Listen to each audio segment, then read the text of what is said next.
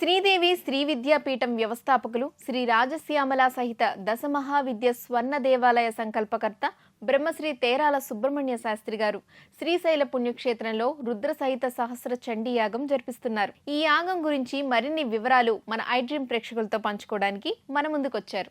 శ్రీ గురుభ్యో నమః. శ్రీ మహాగణాధిపతయ నమః. శ్రీ రాజశ్యామల సహిత దశ మహావిద్య యాగ సంకల్పంలో భాగంగా ఈరోజు శ్రీశైల మహాక్షేత్రంలో కార్యక్రమాన్ని నిర్వహిస్తున్నాం. ఈ మహోత్తరమైనటువంటి ఒక కార్యక్రమాలలో భక్తులందరూ కూడా మీ వంతు సహాయ సహకారములు అందించి యాగ కార్యక్రమంలోనూ మరియు స్వర్ణ దేవాలయ నిర్మాణ మహాసంకల్పంలో భక్తులందరూ కూడా భాగస్వాములై వారాహి నవరాత్రుల్లో ముఖ్యంగా మనం సంకల్పం చేసినటువంటి సహస్ర చండీ యాగం, రుద్ర సహిత సహస్ర చండీ యాగం, ఈ కార్యక్రమంలో కూడా భక్తులందరూ భాగస్వాములు కావాల్సిందిగా మనవి చేస్తున్నాం. ముఖ్యంగా సిద్ధక్షేత్రాలలో అదే మాదిరిగా రాజశ్యామల సహిత దశమహావిద్య స్వర్ణ దేవాలయ నిర్మాణ మహాసంకల్పంలో వారాహి అమ్మవారి యొక్క విగ్రహ ప్రతిష్టాపన సంకల్పం కూడా చేస్తున్నాము. అమ్మవారి యొక్క వారాహి నవరాత్రులను పురస్కరించుకొని అమ్మవారిని రాజశ్యామల నవరాత్రులలో ముఖ్యంగా అమ్మవారిని తీసుకురావడం జరిగింది. అట్లనే ఇప్పుడు వారాహి అమ్మవారిని, వనదుర్గ అమ్మవారిని, షోడశి మహా దేవతను, ఈ మూర్తులను యాగశాలలో ప్రవేశం చేసి వాటికి కూడా మూలమంత్ర అనుష్ఠాన క్రమాలన్నీ కూడా ఏర్పాటు చేస్తున్నాం. ఎక్కడైనప్పటికీ కూడా ప్రతిష్టా కార్యక్రమాలలో ముఖ్యంగా ఆయా దేవాలయాలకు సంబంధించి మూలమంత్ర అనుష్ఠానాలు అవన్నీ కూడా పూర్తి చేసుకొని యంత్రాలన్నిటికీ కూడా మనం ఎక్కడ చేస్తున్నప్పటికీ కూడా ముఖ్యంగా ఆయా మనం ఇప్పటివరకు ఏ దేవాలయం నేను ప్రతిష్టా కార్యక్రమాలు ఒప్పుకున్నప్పటికీ కూడా వాటిల్లో విధి విధానం ఎలా చేస్తానంటే, మనకు ఏ దేవాలయం నిర్మాణం చేయాలని మనకు సంకల్పం కలిగిందో దాంట్లో ప్రతిష్ఠించేటువంటి ఒక యంత్రాన్ని ఆ దేవాలయము నిర్మాణము చెయ్యాలనే సంకల్పం కలిగిన రోజు దగ్గర నుండి మొదలుకొని ఆ ఆలయం ప్రతిష్ఠ అయ్యేంత వరకు రోజు అనుష్ఠానం చేసుకుంటూ వెళ్తూ ఉంటాను. అప్పుడు ఏమైపోతుందంటే, ప్రతిష్టలో మహా అయితే 3 రోజులు ప్రతిష్ట, 5 రోజులు ప్రతిష్ట, అంటే త్రయాణిక దీక్ష, పాంచానిక దీక్ష, నవానిక దీక్ష, ఇట్లా దీక్షలు చేస్తూ ప్రతిష్ఠ చేస్తుంటారు. నవానిక దీక్ష రేర్. కానీ మనము కోటి మోదక యాగంతో 41 రోజులు 108 రోజులు యాగములు చేసి కోటి మోదక యాగంతో సత్తుపల్లిలో ప్రతిష్ఠ చేశాం. అప్పుడు అందరూ అన్నారు, గురువుగారు ఇంత డబ్బు ఖర్చు పెట్టి ఇంత యాగం చేసి ఎందుకు ఈ ఆలయానికి ఇంత యాగాలు చేసి ప్రతిష్ఠ చేశారు?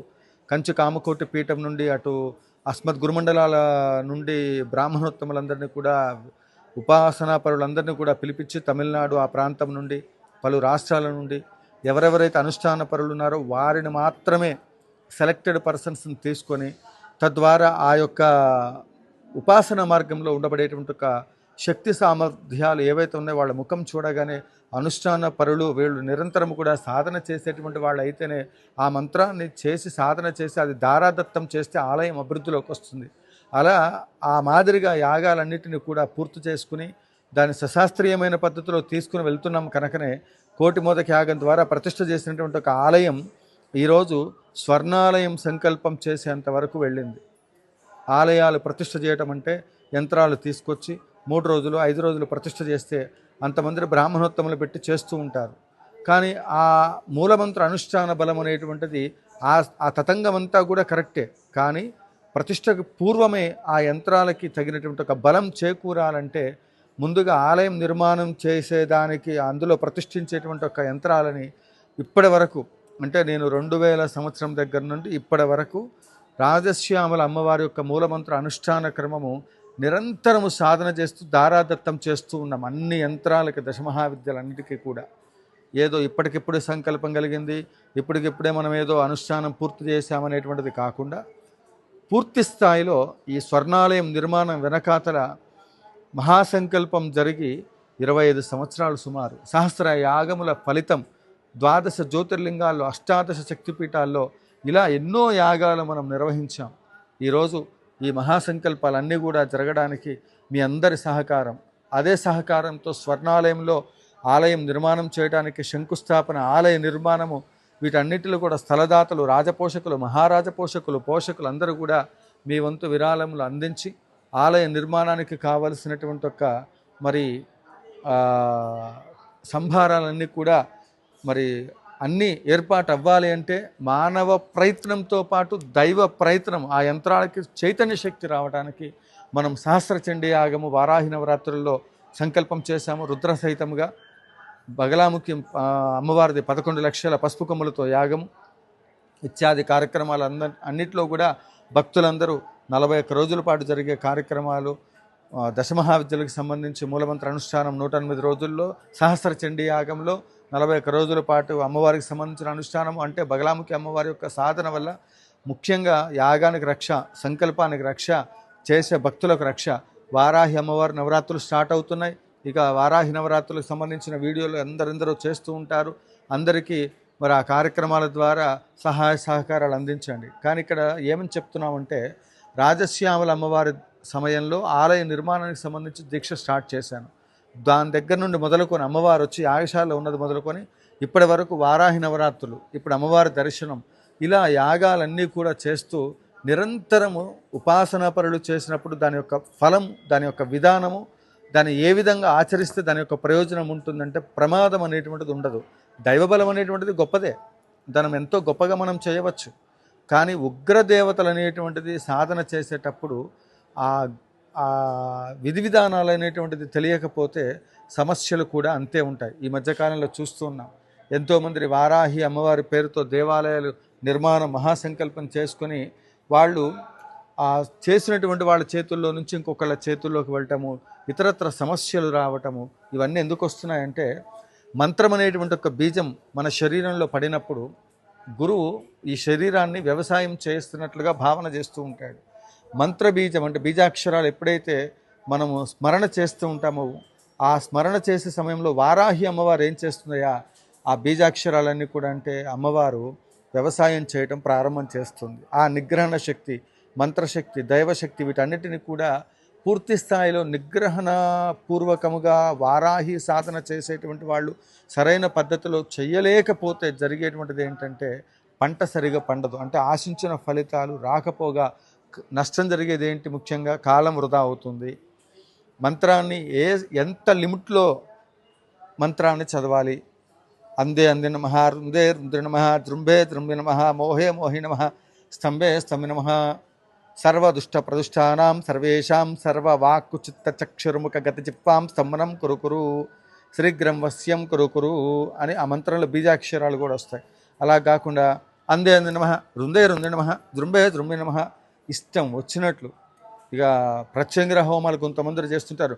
కరాలవదనే ప్రత్యంగిరే, ఏంటి మంత్రాలు, గురువులు చెప్పింది ఏంటి, మనం చేస్తున్నది ఏంటి, నలుగురిని మెప్పించటం కోసమో ఒకరిని దగ్గర మెప్పు పొంది అబ్బా ఆహా ఓహో మంత్రాలు గట్టిగా ఏదో చెప్తున్నారంటే బీజాక్షర మంత్రాలు ఏవి కూడా బయటకు చెప్పడానికి వీలు లేదు, అది ఇతరులు వినటానికి వీలు లేదు. యాగశాల పరిధిలో ఉన్నటువంటి వాళ్ళకి మాత్రమే అర్హత. మంత్రాలు కూడా అంతే. ఇవన్నీ కూడా అష్టోత్తరం చేసుకోండి. వారాహి నవరాత్రులలో అష్టోత్తరం చేయండి. బెల్లం పానకం నైవేద్యం పెట్టండి, వడపప్పు నైవేద్యం పెట్టండి. అమ్మవారికి చేయవలసినవన్నీ కూడా చేయండి. గుప్త నవరాత్రులు అనేటువంటిది రహస్యంగా చేసేవి. దాంట్లో కూడా ఈరోజు హోమం చేసేటప్పుడు గురువుగారు నేను వచ్చి హోమద్రవ్యాలు వేయవచ్చా అంటారు. ఎట్టి పరిస్థితుల్లో మేము ఇప్పటి వరకు హోమద్రవ్యాలను ఎవరి చేత వేయించలేదు, వేయించే అవకాశం నేను ఇవ్వలేదు. కామ్య హోమాలు ఉంటాయి, వాటికి సంబంధించిన సంకల్పాలు ఉంటాయి, అది వేరే పద్ధతి. కానీ దీక్షా విధి విధానాల్లో మీకు కావలసినటువంటిది ఫలితమా, హోమం దగ్గర కూర్చొని ద్రవ్యాలు వేసి దాన్ని ఏదో మనం తృప్తి అమ్మవారికి చేసామని తృప్తి కావాలా, దేవత తృప్తి కావాలా, మీ తృప్తి కావాలా, ఇవన్నీ మీరు ఆలోచన చేసుకొని సరైన పద్ధతిలో కంచి కామకోటి పీఠ సాంప్రదాయంలో జగద్గురువుల యొక్క ఆశీస్సులతో, ఆమ్నాయ పీఠాల యొక్క మరి జగద్గురువుల యొక్క ఆశీస్సులతో మనం చేస్తున్న ఈ కార్యక్రమాలలో మరి చాలా జాగ్రత్తగా నిష్ఠతో ఈ కార్యక్రమాలు నిర్వహిస్తున్నాం. ఇప్పుడు అట్లనే ఈ కార్యక్రమాలలో కూడా అనేక క్షేత్రాల్లో జరిగే కార్యక్రమాల్లో కూడా మీకు ఉండబడేటువంటిది ఎటువంటి సమస్య అయినప్పటికీ కూడా పరిష్కార మార్గం కోసం సశాస్త్రీయమైన యాగాలకి కలియుగంలో ఆదరణ ఉండదు అంటారు. కానీ అది అవాస్తవం. ఇప్పటి వరకు నాకు లక్షల మంది ఫోన్ చేస్తూ ఉన్నారు. ఫోన్లు ఎత్తడానికి నాకు అవకాశం లేదు, యాగంలో ఉన్నా. ఎవరైనప్పటికీ కూడా మీరు వాట్సాప్ చేయండి, గోతనామాలు పంపించండి, యాగాలకి సహకరించే దాంట్లో వాట్సాప్ ద్వారా వివరాలు అందించండి. ఖాళీ టైంలో చూసుకుని వాట్సాప్ నేను మెసేజ్ చేస్తాను. ఎందుకంటే చేసేటువంటి ఒక మూలమంత్ర అనుష్ఠానాలు అన్నీ కూడా తీవ్ర దేవతలు, వారాహి కానివ్వండి, రాజశ్యామల కానివ్వండి, ఇవన్నీ కూడా చాలా శక్తివంతమైనవి. ఇక్కడ మనం వనమూలికలతో చక్కగా కార్యక్రమాన్ని నిర్వహిస్తూ ఉన్నాం. రాకెట్లో ప్రయాణం చేసేటప్పుడు, ట్రైన్లో ప్రయాణం చేసేటప్పుడు ఒక్కొక్క దానికి ఒక్కొక్క రూల్స్ అనేటువంటిది పెడుతూ ఉంటారు. వాటికి సంబంధించిన రక్షణ, దాన్ని మనం ఖచ్చితంగా నియమాలు పాటించాలి.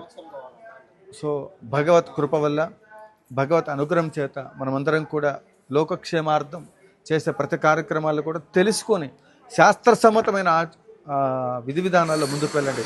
ఈ గురువులు ఇంతకుముందు ఎప్పుడైనా యాగాలు చేశారా, ఇప్పుడే చేస్తున్నారా, ఏ సీజన్కి ఆ సీజన్గా అనేది కాకుండా నేను నిరంతరము స్వర్ణాలయం దాకా రాగలిగాను అంటే 90 ఎకరాల విస్తీర్ణంలో ఇన్స్టెంట్గా రాలేదు నేను మార్కెట్లోకి.